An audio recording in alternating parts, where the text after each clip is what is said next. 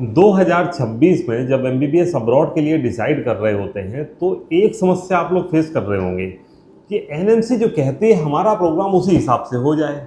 मतलब कि हमारा प्रोग्राम 4.5 साल का ना सही 5 साल का तो हो और 1 साल की इंटर्नशिप कोर्स से बाहर हो, इंक्लूडेड ना हो कि 6 ईयर का है और इंक्लूडेड इंटर्नशिप है, क्योंकि यहाँ पर कन्फ्यूजन है और आप चाहेंगे कन्फ्यूजन है तो उस चीज़ को हम साइड में ही कर दें।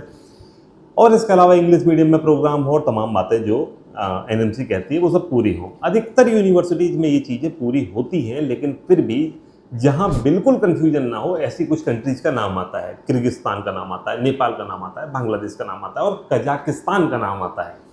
लेकिन कजाकिस्तान, अब किर्गिस्तान और कजाकिस्तान के बीच में जब आप चुनना चाहेंगे तो आपको लगेगा कि भाई कजाकिस्तान थोड़ी बड़ी कंट्री है, थोड़ी ज़्यादा डेवलप्ड कंट्री है, वहाँ पर सुविधाएं ज़्यादा अच्छी हैं, उनकी सिटीज़ ज़्यादा चार्मिंग है, तो हम कजाकिस्तान चले जाते हैं। अब कजाकिस्तान में 2 तरह के प्रोग्राम मिलते हैं, एक होता है 5 year plus 1 year of internship, एक होता है 6 year plus 1 year of internship.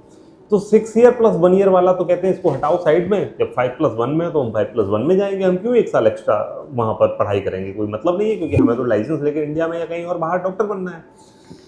अब जब ये बात आती है तो यहाँ पर आपको एक चीज़ समझनी होगी कि जो कजाकिस्तान का 6 ईयर प्लस 1 ईयर का प्रोग्राम है वही उनका एक्चुअल ओरिजिनल प्रोग्राम है, और 5 ईयर का प्रोग्राम जो है वो इसको एक्सेलरेट करके बनाया गया है। मतलब सेम सब्जेक्ट, सेम क्रेडिट, सब कुछ सेम होगा, लेकिन अब ये 5 में कैसे करवा दोगे? तो जो 6 ईयर में जो हॉलीडेज थी उनको काट के वहाँ पर पढ़ाई करवा के वो 5 में कर दिया गया है। आसान भाषा में समझिए, जैसे कि साल में 2 से ढाई महीने की छुट्टी होती है हर यूनिवर्सिटी में, उसको समर वैकेशन बोलते हैं, और 15 दिन की छुट्टी लगभग विंटर वैकेशन में होती है। कहीं भी कोई भी मेडिकल यूनिवर्सिटी में आप जा रहे हो लगभग यही पैटर्न होता है। अब पहले सेमेस्टर के बाद जो 15 दिन की छुट्टी थी उसको घटा के 3-4 दिन का कर दिया, और जो ये 2 महीने की छुट्टी यहाँ थी उसको भी घटा के लगभग मान के चलिए कि 15 दिन 18 दिन की छुट्टी पे लेके आ गए। इस तरह से वो जो समय वहाँ छुट्टियों को कैंसिल करके उसमें जो पढ़ाई करवाई जाएगी, इस तरह से वो 5 ईयर का होगा। अब इसमें कॉम्प्लिकेशन क्या आ सकता है? इंडिविजुअल टू इंडिविजुअल डिपेंड करता है। बहुत से स्टूडेंट को कोई फ़र्क नहीं पड़ता, बहुत से लोगों को फ़र्क पड़ेगा। फ़र्क इस चीज़ का पड़ेगा कि हमें थोड़ा सा अपने माइंड को थोड़ा रिलैक्स करना है, हम लगातार नहीं पढ़ सकते। पूरे साल में एक्सेलरेटेड प्रोग्राम में अगर आप पढ़ाई करते हो तो पूरे साल में सिर्फ 49 हॉलीडेज मिला करेंगी।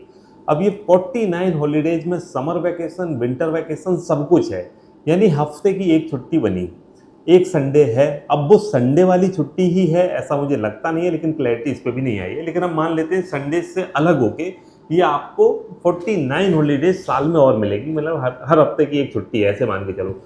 तो अब ये जो एक्सेलरेटेड प्रोग्राम है इसमें आपके ऊपर लोड थोड़ा सा ज़्यादा रहेगा।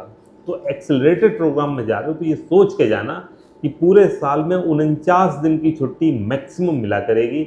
अब 49 दिन कितना होता है? 2 महीने भी पूरे नहीं होते। अब इसमें विंटर वैकेशन, समर वैकेशन, बीच की छुट्टियाँ, सब कुछ है, ठीक है। तो अगर कर पाओ तो ये बहुत अच्छा है, और अगर नहीं कर सकते तो 6+1 में ही जाना।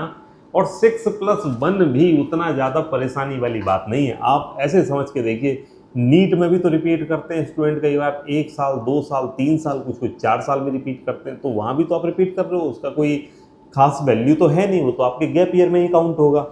और ऐसे ही जो आज से 10-15 साल पहले स्टूडेंट्स जाते थे रशिया, किर्गिस्तान, उज्बेकिस्तान, कहीं भी, वो भी 7 ईयर के प्रोग्राम में जाते थे।